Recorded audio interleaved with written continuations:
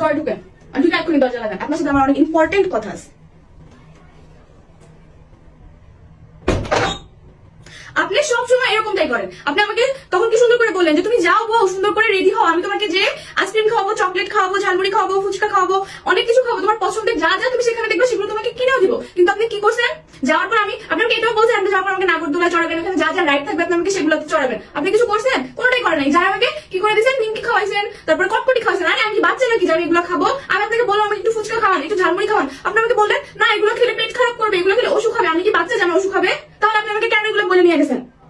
সবসময় এরকম করে। আপনি এটাও বলছেন যে আমি গেলে আপনি আমাকে শপিং করে দিবেন, কোনো কিছু তো কিনা দিলেন না। আপনি যদি এরকম করবেন জানতাম তাহলে কি আমি সাজুগুজু করে আপনার সাথে বের হইতাম?